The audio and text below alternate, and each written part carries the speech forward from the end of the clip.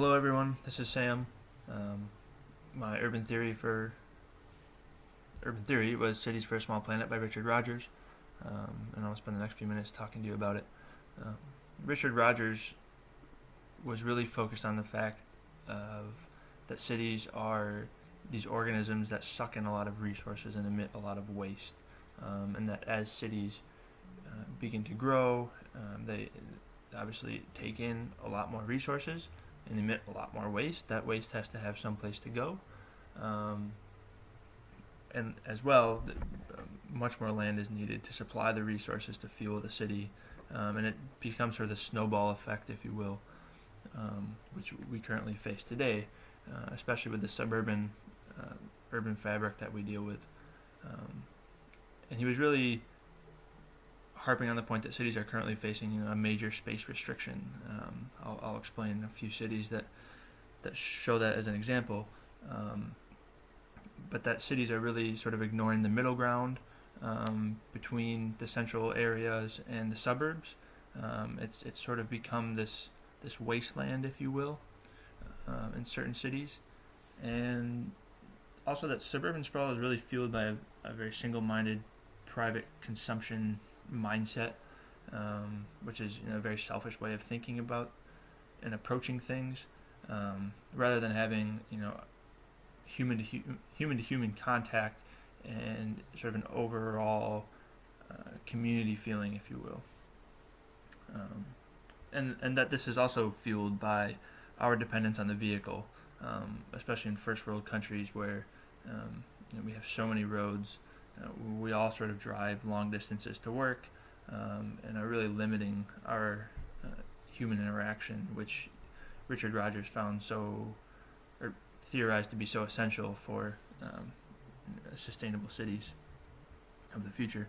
The evidence of this that he talks about is he uses Los Angeles as an example, where LA has a central business district, and then since the 80s,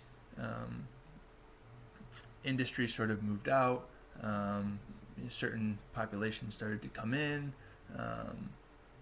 There started to become this economic divide, which created a ghetto, and then you have sort of this really low income space beyond that, and it really sort of pushed all of the middle class and the upper class, residential areas out into the suburbs, way apart from the central business district. And I can sort of relate this back to Detroit, where you see Livonia and Southfield and Farmington and Bloomfield Hills all sort of pulled away from the central city, if you will, and we sort of have not as bad in certain areas, but a similar development, if you will. And Rogers also stresses that wealth has become a means to an end rather than a means to achieve broader social goals, for city development. Another example of this is in Houston, Texas, where there became such a great economic divide that the city actually moved sidewalks for all the working class people below the streets, which ended up turning the streets into an even worse state of social divide. And he also talks about the fact that cities today, they really misapply the new technology, and aren't using the developing strategies correctly. So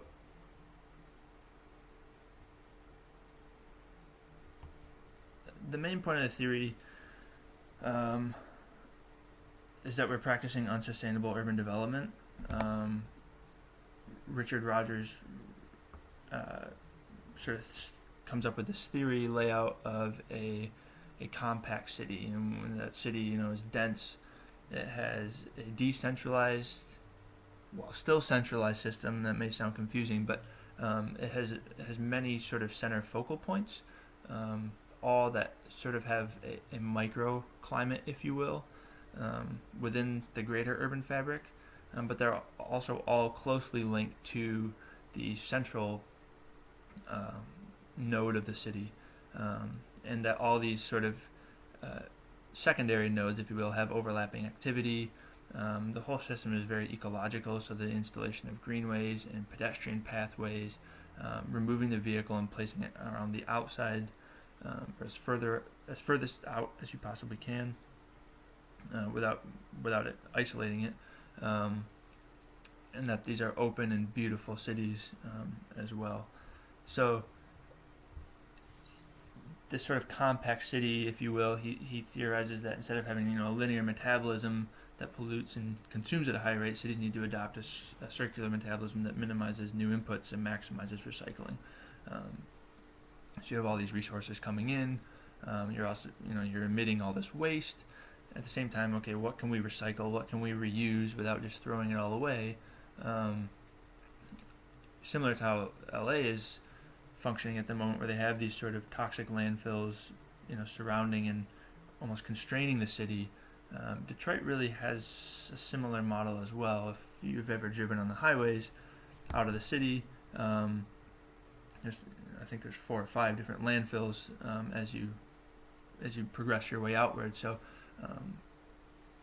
that model is not so far off on another side of the country. It's happening in Detroit as well. And he stressed that cities need to bring back the community involvement. One way he talks about this is in France. He compares France and London. London really sort of had this community, this development organization in the 1885, which I talk about down here, which is the London County Council, and that was created in 1885 to create change and progress out of that Victorian slum era, and in doing so, London became this very flourishing, public-friendly city. It became a stronghold of Europe, and truly flourished until about 1985, when the LLC was abolished, and all that responsibility was given away and disintegrated into multiple different government departments, all the different neighborhoods and boroughs, the city itself, and all sorts of different communities. So instead of having a centralized organization, that's was all disintegrated and removed. And he compares that to France, where citizens, all sort of government buildings and projects, all citizens and organizations get to vote on it, so that it creates a competition for new development, and thus a more community-involved system. So in his theory, he develops Sway, if I'm saying it correctly, which was a new proposal for Shanghai. Shanghai was looking to develop a new central district, and he really sort of wanted to ignore sort of the business ghetto, if you will, that Shanghai was proposing, and instead developed a very diverse commercial and residential center enhanced by parks.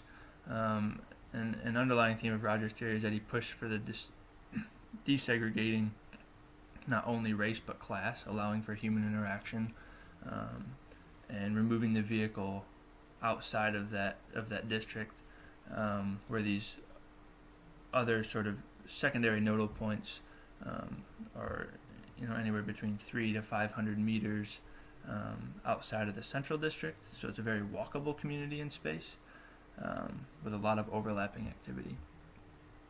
So in conclusion, I think that Rogers drives home is a very good point. I think that we have become this sort of fast, cheap, and convenient society. We become selfish in our acts. I would agree, and I would also have to agree that human interaction is something that cities just don't facilitate anymore, and it's something that we need to bring back. And my question is, as one of the largest consumers of resources, have we as Americans become too comfortable in our lifestyle to accept a new form of lifestyle that revolves around openness and social interactions? If so, what do you feel like it will take to open the eyes of Americans to a new lifestyle? will it ultimately take running out of resources? And then the second question, or series of questions I have is, the original American dream was fueled by sort of a post-war housing development, and other things as well, but sort of where everybody had a job, a new car, that white picket fence American dream, if you will. And what should define the American dream of the 21st century? I'll leave you those questions in the handout, and look forward to your answers. Thank you.